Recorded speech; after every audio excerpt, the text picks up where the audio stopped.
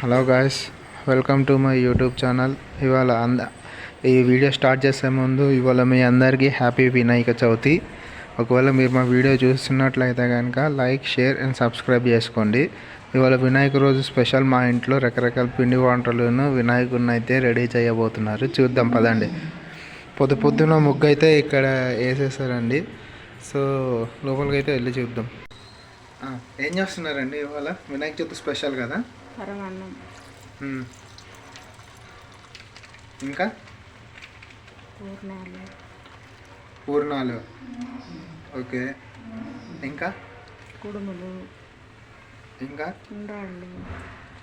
ఏంది అప్పుడే పూర్ణాలు అయిపోయినాయా? చేయలేదు, ఇంకా మొదలు పెట్టాలి. ఓకే, వినాయకుడు అయితే రెడీ అయ్యాడా మరి? చూద్దాం. వావ్, వినాయకుడు చాలా అందంగా రెడీ చేశారండి అసలు నిజంగా. ఈ గ్రీన్ కలర్ ఏంటివి పైనవి? వావ్, ఆకులు. సో ఇదిగా పరమాన్నం అయితే మరి ఆల్రెడీ చేసేస్తున్నారు కూడా చాలా ఫాస్ట్గా వంటలు అయితే మరి. పూర్ణపురాలు కూడా చేయాలంట. అది చేసే విధానాన్ని చూద్దాం. పూర్ణపురాలు అసలు ఎలా తయారు చేస్తారనేది.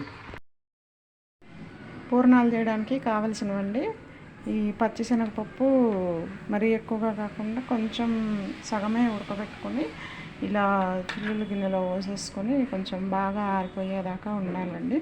ఆ తర్వాత బెల్లంని కొంచెం ఇలా సన్నగా తురుముకొని ఒక ప్లేట్లో తీసుకున్నానండి. ఆ తర్వాత ఇది మరి అంత పలచగా మరి అంత తిక్కగా కాకుండా కొంచెం గంట జారులాగా కొంచెం మైదా పిండి కలిపి యాలకులు పౌడర్ చేసి అక్కడ పెట్టుకున్నాను. మా ఇంటికి అయితే కొంతమంది చుట్టాలు రాబోతున్నారండి, కొత్త వాళ్ళు. అసలు చాలా లాంగ్ నుంచి అయితే వస్తున్నారు. మరి ఇక్కడి నుంచి అయితే కాదు వచ్చేది. ఈ ఉడకబెట్టి బాగా ఆరిపోయాయండి. ఈ పప్పుని మొత్తం మిక్సీలో వేసుకోవాలి. రోలు ఉంటే రోట్లో కూడా రుబ్బుకోవచ్చండి, బాగా వస్తుంది.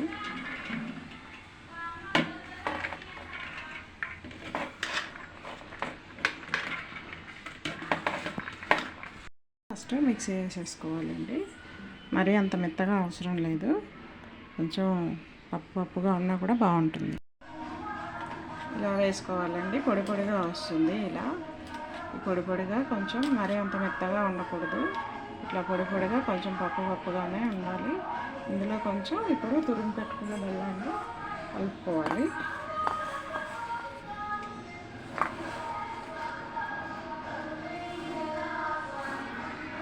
వేసుకుని మళ్ళీ ఒక్కసారి మిక్సీ వేసుకుంటే మొత్తం మంచిగా కలిసిపోతుందండి మనకి.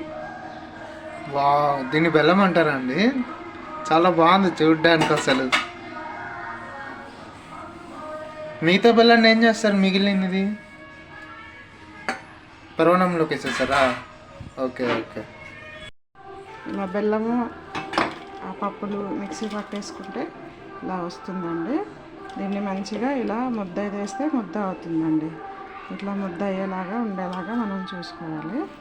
ఇప్పుడు దీంట్లో మనం ముందే మిక్సీ పెట్టుకున్నటువంటి యాలకుల పొడి మొత్తం వేసి కలిపేసుకోవాలండి.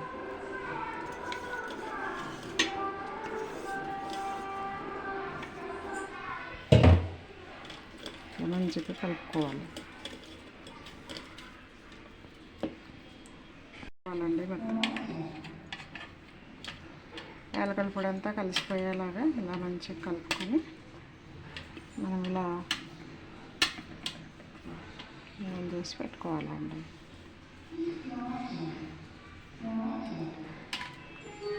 వావ్, ఎంత బాగుందో! గుండ్రంగా భలే వస్తుందండి అసలు నిజంగా. ఇలా గుండ్రంగా ముద్దలు చేసేసుకొని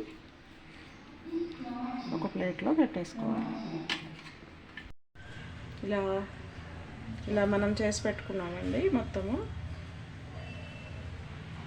ఇలా పిండినంతా ఇట్లా ఉండల్లాగా చేసి పెట్టుకున్న తర్వాత పొయ్యి మీద కడాయి పెట్టుకొని నూనె పోసుకొని బాగా కాగనివ్వాలండి.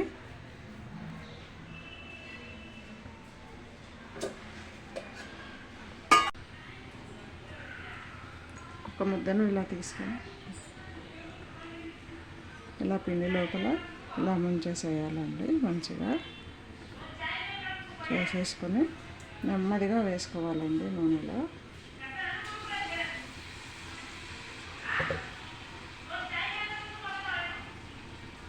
వావ్, ఏందా తెల్ల తెల్లకి ఏదో పొంగుతుంది.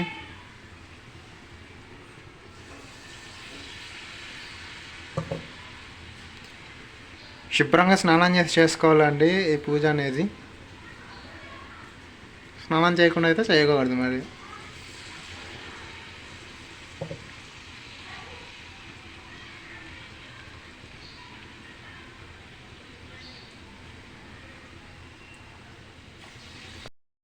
సో ఇవాళ ఫస్ట్ అయితే పూర్ణాలు అయితే రెడీ అయిపోయాయండి. చూడండి ఎంత టేస్టీగా ఉందో. అమ్మ తిందామా? సో వినాయక చవితి అయితే అయిపోయింది కాదు ఇప్పుడే మా ఇంట్లో. మరి ఇంకా మరి తినడమే, పొద్దున్న నుంచి ఫుల్ ఆకలిగా ఉంది. లైక్, షేర్ అండ్ సబ్స్క్రైబ్ చేసుకోండి.